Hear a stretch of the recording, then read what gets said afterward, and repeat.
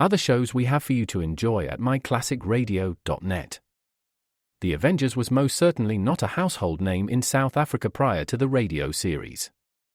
With no national television service until 1976, the mechanism simply was not present in the country to show television programs to mass audiences. While many other countries reveled in the filmed adventures of John Steed and company, South Africa was not equipped to join in the fun. The series took Britain by storm and made a major impression in the American markets, being that greatest of rarities, a British series given a network transmission slot. However, as a filmed series, rather than a videotaped one, The Avengers was able to gain a modicum of exposure in South Africa through film rentals. Come and listen at myclassicradio.net.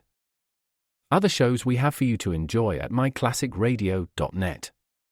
21 Precinct was a police drama broadcast on CBS from July 7, 1953, to July 26, 1956.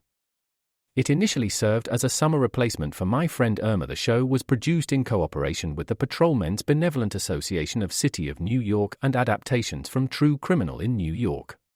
The Policeman's Point of View. Historically, the 21st Precinct had been located near Gramercy Park, Manhattan. In 1929 the department reorganized the precinct numbering, and 21st designation was discontinued. No such precinct existed during the run, nor does a 21st precinct exist. However, the fictional precinct's territory closely corresponds to that of the Upper Side's 23rd precinct since 192. Come and listen at myclassicradio.net. The story of Dr. Kildare. Whatsoever house I enter, there will I go for the benefit of the sick. For whatsoever things I see or hear concerning the life of men, I will keep silence thereon, counting such things to be held as sacred trust. I will exercise my art solely for the cure of... The story of Dr. Kildare, starring Lou Ayres and Lionel Barrymore. Metro-Goldwyn-Mayer brought you those famous motion pictures. Now this exciting, heartwarming series is heard on radio. In just a moment, the story of Dr. Kildare.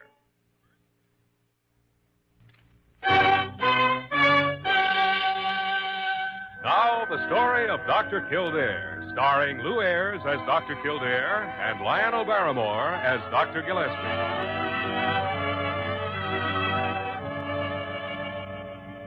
Blair General Hospital, one of the great citadels of American medicine. A clump of gray-white buildings planted deep in the heart of New York, the nerve center of medical progress, where great minds and skilled hands wage man's everlasting battle against death and disease.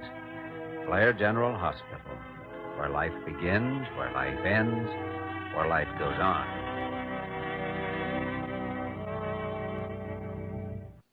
I know you dislike sentimentalism, Dr. Gillespie, but... well, the best I'd hoped for was a chance to work with you on these Betatron treatments, and when instead you put me in full charge of the project. Ah, now, Kildare, don't start gushing around like an old maid at a fraternity dance. Forget it. Well, anyway, thanks.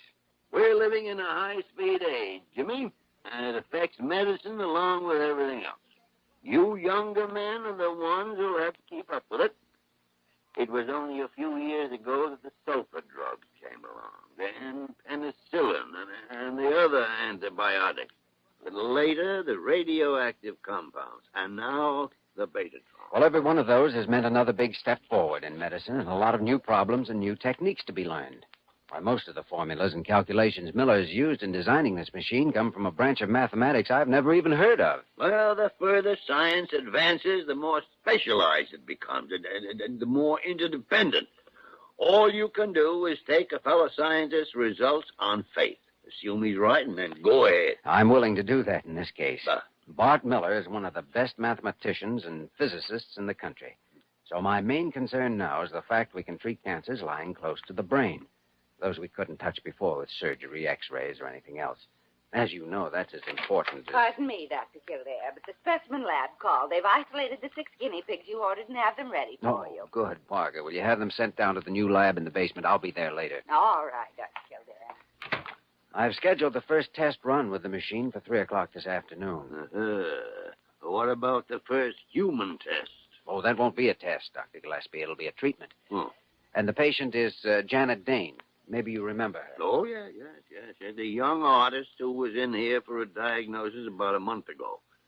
She had a throat cancer, high up on the left side, well advanced, and not treatable. Until now. She's coming in for consultation in an hour. I just talked with her on the phone. You know, I'm worried about her mental condition, though. She's got to want to get well. But apparently she doesn't even care.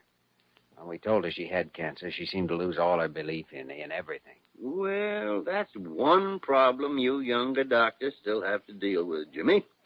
The problem of the human mind and heart and soul. There's no machine for that one. You'll have to solve that all alone.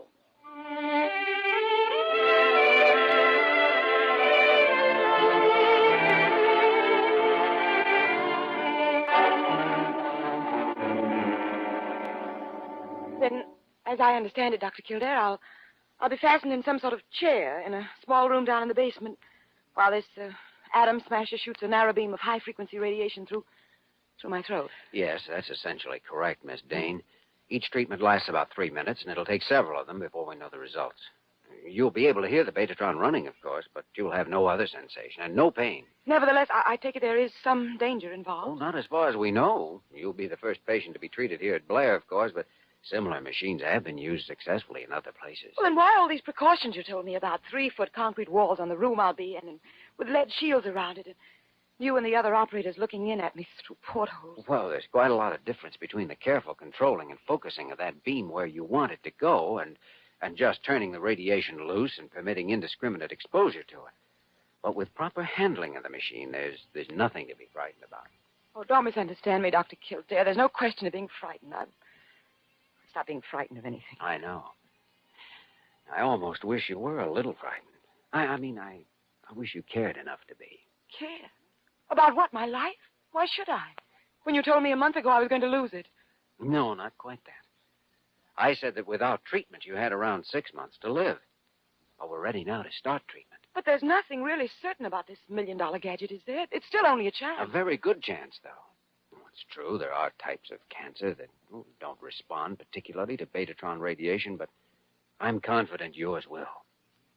Would you still be as confident if you were in my place, Dr. Kildare? I know how it would sound if I said your life is more important to me than mine, so we'll let that go. But all our lives depend on chance. I could be killed by an automobile tomorrow, and you might live to be 90. Oh. Of course, there's some chance involved in this treatment, but all the odds are with us. You've got to believe and have faith. In what? I had faith in myself until this came along. So what can you put faith in? Well, if nothing else, why not me?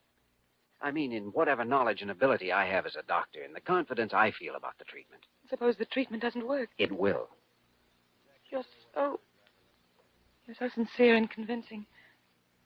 A person could believe in you easily. Could want to believe in you. Then give it a try, will you? You won't let me down, Dr. Kildare? No, Miss Dane. I won't let you down.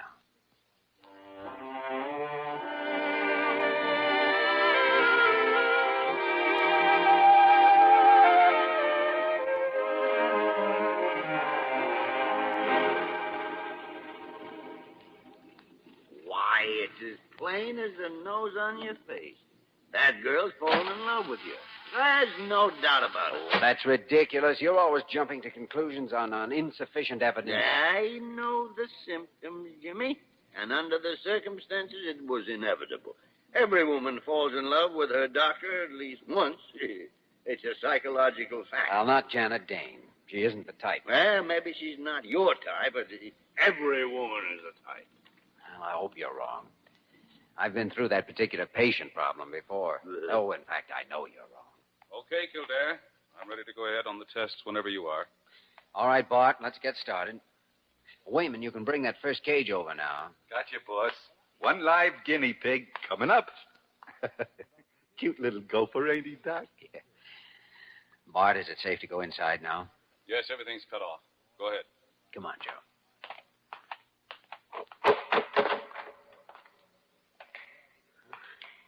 Jeepers.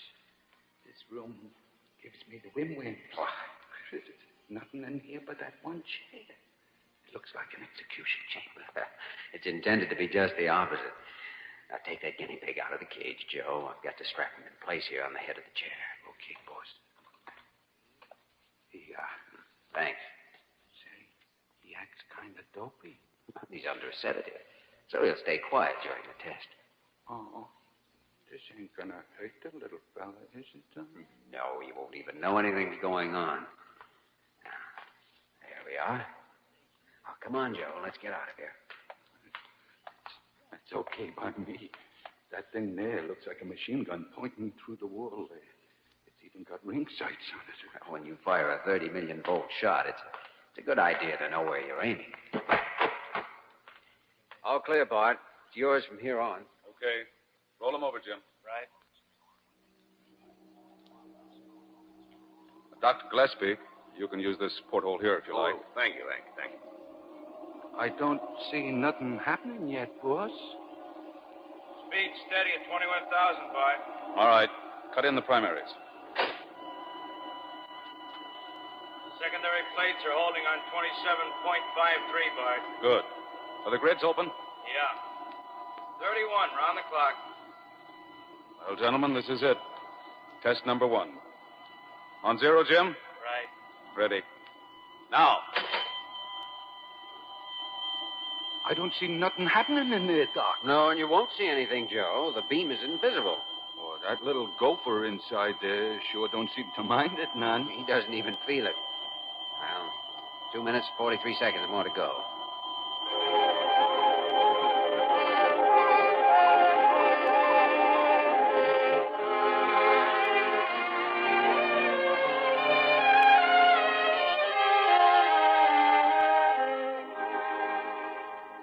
You've seen the whole procedure now, Miss Dane. That guinea pig in there is the 8th one we've tested this week. 3-minute exposures each time, and not one has showed any ill effects. Well, this one certainly seems to feel all right. Guess if a guinea pig can go through with it, I can too. When do we start? Well, the first treatment is scheduled for 9 o'clock tomorrow morning. I see. You've decided to take my advice. Yes. Whatever faith I have, it's all in you now. I guess that ought to put you on the spot.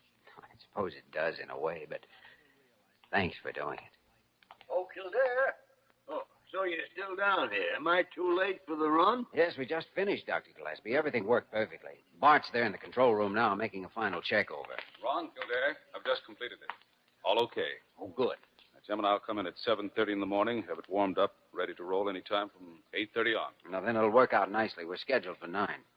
Well, how do you feel, Miss Dane? Better than I have any time for the past month, Dr. Gillespie. Thanks to my physician, who's a pretty wonderful guy, in case you didn't know it. Yeah, that fits in with a little theory of mine on psychology. Now, let's not go into that, Dr. Gillespie. Jeepers, Doc, they've been trying to call you up at the lab. You know what's happened? No, what is it, Joe? Them 2 guinea pigs you tested down here Monday are both dead. Dead? What? They just now found them keeled over in their cages, colder than a March herring. Yeah, it looks as though you'd better do some more testing before you start your treatments, Jimmy. It couldn't have been caused by the machine. Their blood count, cell structure, vasocardiac, reflexes, everything showed no damage after the tests. Now, they've died from something else. It's pure coincidence, bound to be. Well, they certainly didn't get anything from Big Betsy here but a shot of straight high-freak radiation. I'll swear to that. Nothing else showed up on the test blocks or the recorders. Well, nevertheless, we'd better not take any chances with Miss Dane until we're sure what happened. No, I'm not afraid. Whatever Dr. Kildare says, that's all right with me. I've complete confidence in him. Even under the circumstances. Of course. It's a little matter of faith, you know. All right, Miss Dane. We'll go ahead with the first treatment as originally scheduled.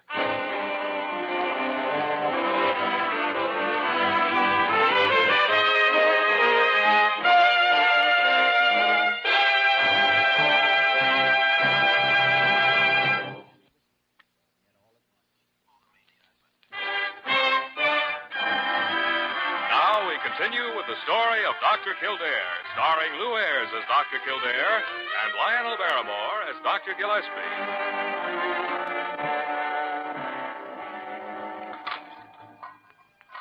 Well, there's no use carrying the topsy any farther, Dr. Gillespie. Same condition in the lungs, congested and inflamed. This animal died from the same cause as the other one. Certainly.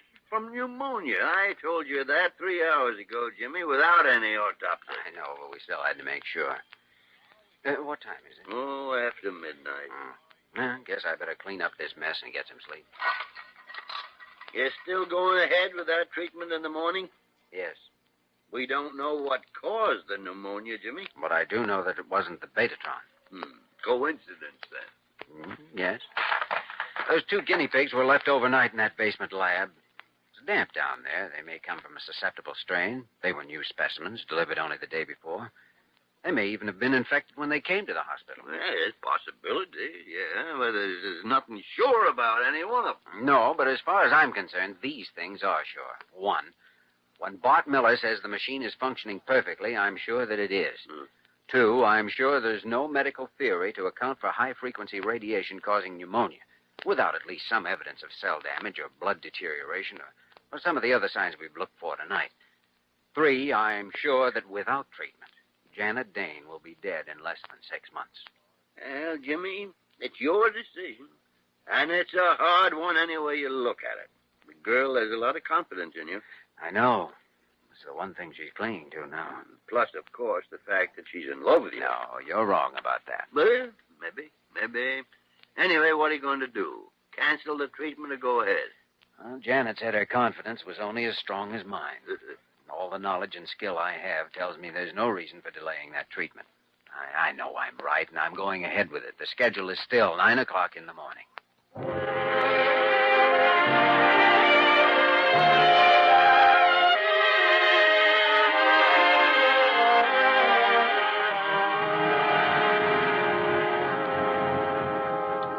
Dr. Gillespie, we're ready to roll any time Kildare gets here with the patient. Good. He's due any minute now. Jim and I have gone over Big Betsy with a fine-tooth comb. Everything works perfectly. I'd stake my life on it. Well, in a way, we are staking a life on it. Dr. Gillespie, when I think what that poor child has to go through, I just get so nervous I could scream. Oh, fine, Parker. That's all we need to build up Miss Dane's courage. A screaming nurse waiting to greet her. Well, after what I heard you and Dr. Kildare saying last night, I certainly can't be very calm about this. By the tarnation. Eavesdropping. I was not. I only happened to overhear it. Oh, sure you did, Snoopy. Oh. Yeah, I know just how she feels, Doc. I mean, sir, it ain't like there was a guinea pig in there. This time it's going to be a real live thing. Wayman, you're an ambulance driver, and you got no business down here. Get out. Yeah, but what if she maybe passes out, and we got to haul her up on a stretcher or something? Oh, confound it. This isn't an execution. It's an attempt to save a human life. So stop acting like members of a death watch. Dr. Gillespie, here she is. Well, Dr. Kildare, I seem to have quite a welcoming committee. Morning, everyone. Morning. Well, how do you feel, Miss Dane? Oh, fine, Dr. Gillespie. Well, can someone at least smile? This isn't an execution, you know. Yes. How about it, Bart? Already in your department? Sure, anytime. Roll him over, Jim. Right. I guess there's no point in delaying things, Miss Dane. Shall we go on inside? Yes. Let's get it over with. Well, we who are about to die salute you. About to live, Miss Dane. Dr. Gillespie, if I didn't believe that, too, I wouldn't be joking about it. All right, Dr. Kildare, let's go. This room was made less scary when the guinea pig was in here and I was outside. Well, you'll be outside again in a little over 3 minutes. Now climb into that chair. We'll get you settled. Like so? That's right. Now just lean back against the headrest. All right. Good. Put your arms like there. Now all you have to do is sit here for 3 minutes. Don't move. Don't turn your head. And this microphone here will pick up your heartbeat while this tube on your arm registers blood pressure.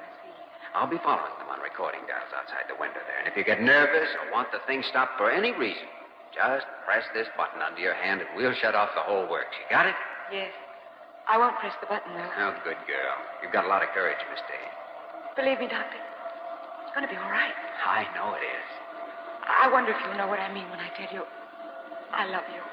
Well, I guess it's... You don't know. But you will when I'm well again. Miss Dane, you're a very beautiful woman, but... Thank you, Doctor. I suppose we may as well get started. Don't you think? All right. I'll be at the window. I'm not worried, Dr. Kildare. All right, Bart. It's up to you. Okay. Cut in the primaries, Jim. Hold steady on those grids. Right. Kildare, will you do the sighting? All right, Bart. That poor child. Parker, shut up. It's dead on, Bart. Go ahead whenever you're ready. Secondary's at 28.25, Bart. Grids are in. Here goes. All right, Jim. Cut her loose. Good luck, honey. Jeepers, she's sitting there and taking it without batting an eyebrow. She's so brave. I just can't get over it. She seems nervous, Jimmy. Starting to wet her lips, and nothing wrong, is there? Heartbeat is steady. Blood pressure normal. No, everything's all right, Dr. Gillespie. 30 seconds. Look, Dr. Gillespie, she must be all right. She's smiling. Parker, that's the smile of a woman in love. Why, I didn't know that. With whom? With Kildare. Well. Now, it's the smile of a woman who's convinced she's going to live. A woman who's just got to live.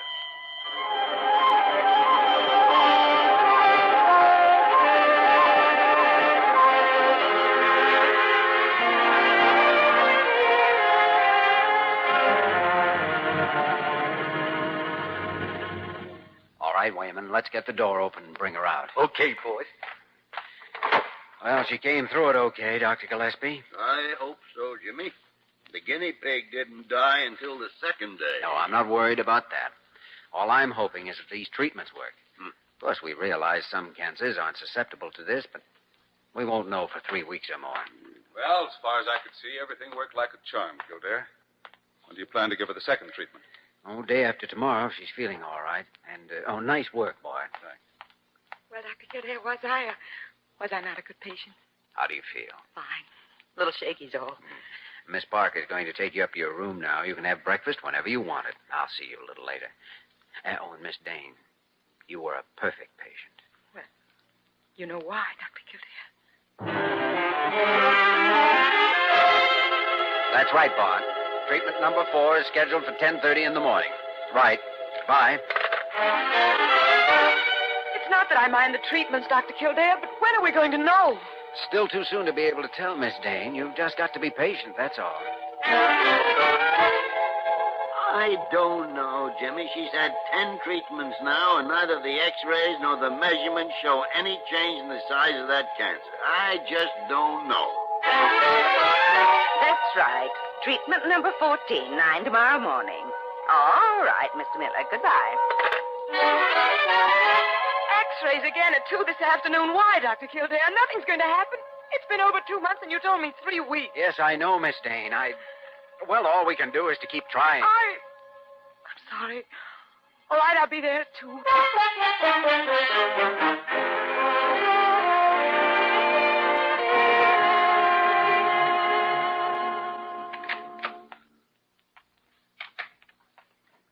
Good morning, Miss Dane.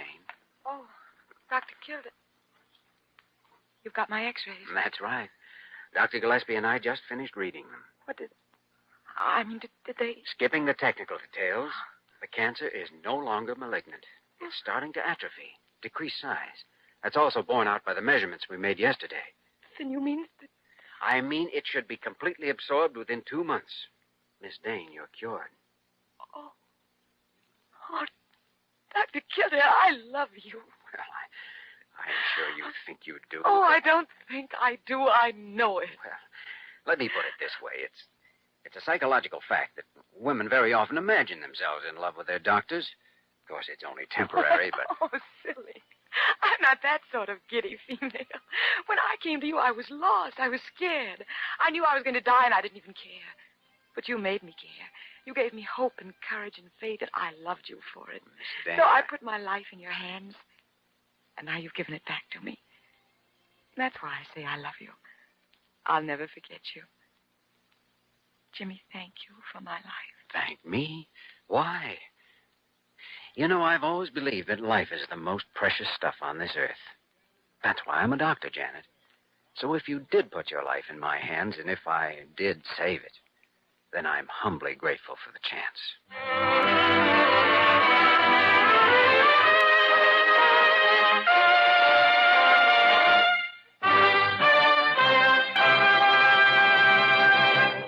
In just a moment, we will return to the story of Dr. Kildare.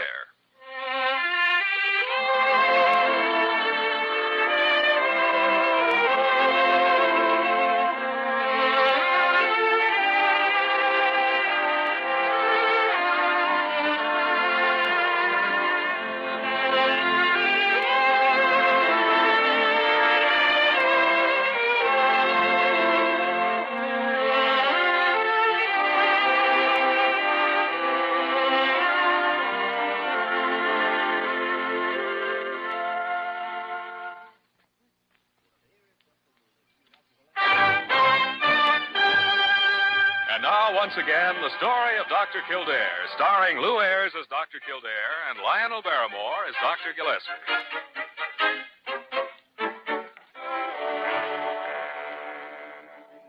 Dr. Gillespie, you remember Janet Dane? Dane?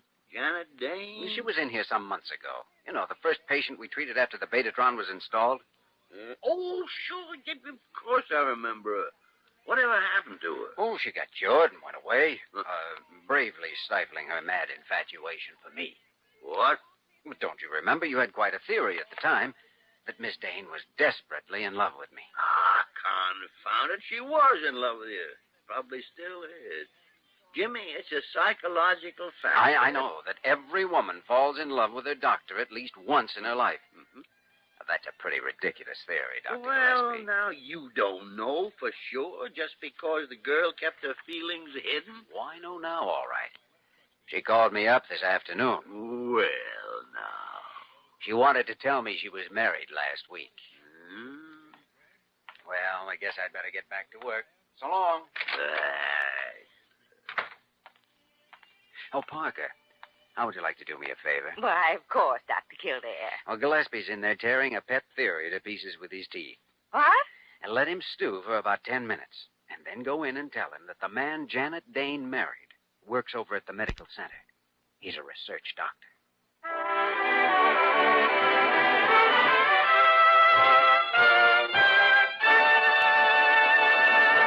You have just heard the story of Dr. Kildare, starring Lou Ayres and Lionel Barrymore. This program was written by Les Crutchfield and directed by William P. Russo. Original music was composed and conducted by Walter Schumann. Dick Joy speaking.